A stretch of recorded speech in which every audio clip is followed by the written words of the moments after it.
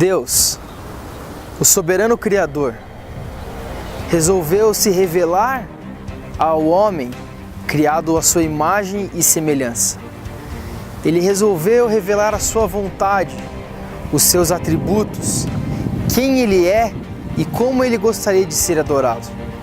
Para isso ele escolheu alguns homens específicos na história do mundo, para que esses homens pudessem testificar e pudessem falar a respeito de Deus.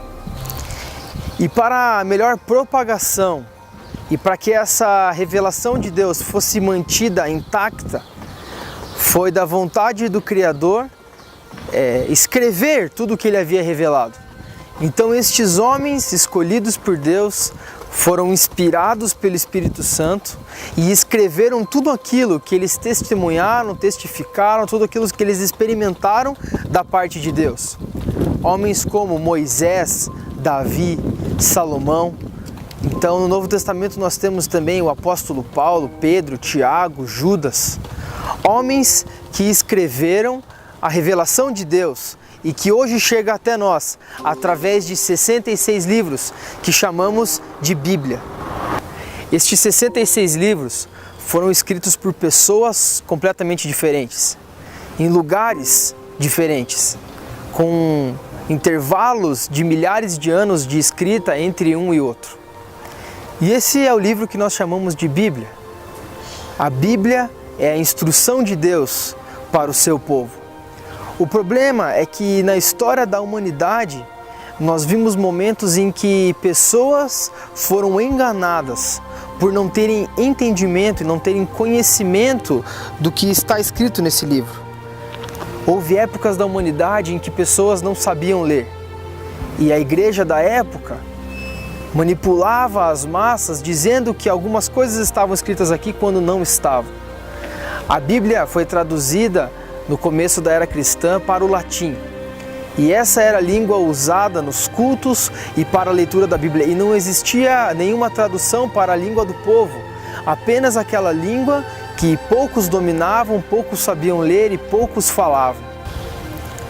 E o livro sagrado, no decorrer dos séculos, foi perdendo o seu papel de autoridade entre o povo cristão.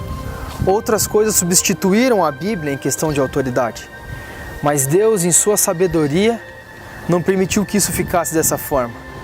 Então, no segundo maior avivamento de todos os tempos, após apenas da era apostólica, o que nós chamamos de Reforma Protestante, a Bíblia foi enfatizada novamente.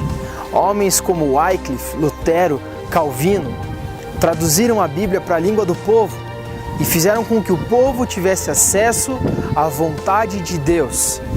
Na Reforma Protestante surgiu um lema chamado Sola Scriptura, que enfatiza a Bíblia como única autoridade de fé, única regra de fé e de prática do povo cristão. Homens de Deus sacrificaram suas vidas em prol da revelação escrita de Deus. E o que nós temos feito sabendo disso? Nós temos valorizado este livro como única autoridade, como a nossa regra de fé e de prática? Ou nós temos baseado a nossa fé em tantas outras coisas? O apóstolo Paulo, quando escreve a sua segunda carta a Timóteo, ele nos dá uma declaração que precisamos ter sempre em mente sobre a palavra de Deus. O apóstolo então fala a seu discípulo em que haveria um tempo em que os homens perverteriam a justiça de Deus, em que os homens caminhariam segundo a sua própria concupiscência, seguindo os seus pecados, seguindo aquele desejo maligno do coração do homem. E por isso então o apóstolo fala lá em 2 Timóteo 3,16 o seguinte: toda a escritura é inspirada por Deus e útil para o ensino, para a repreensão, para a correção, para a educação na justiça, a fim de que o homem de Deus seja perfeito e perfeitamente habilitado para toda boa obra. E muitos são os cristãos que andam como que numa montanha russa, oscilando nos seus caminhos, não sabem ao certo qual é a vontade de Deus, não têm disciplina no estudo da palavra, e é por isso que suas vidas nunca mantém uma constância. Sua vida cristã está sempre oscilando para cima e para baixo. Precisamos meditar no que o apóstolo Paulo nos diz. A Escritura é útil para a repreensão, para a correção, para a instrução. Nós queremos ser filhos aprovados pelo nosso Pai. E para isso nós precisamos meditar na Escritura. Jesus nos diz que aquele que faz a vontade de Deus agrada ao Pai. Nós queremos ser aprovados, nós precisamos depender da graça de Deus e meditar na Sua Palavra. Este não é apenas um livro, este é o livro que contém a vontade de Deus, que contém o conhecimento acerca de Deus, que contém as características de Deus. Para sermos filhos de Deus, nós precisamos conhecer o nosso Pai. E é através da Sua Palavra que o conheceremos. Então passemos a meditar nesta Escritura, com disciplina, com dedicação, para que possamos caminhar corretamente, segundo a vontade do nosso Deus.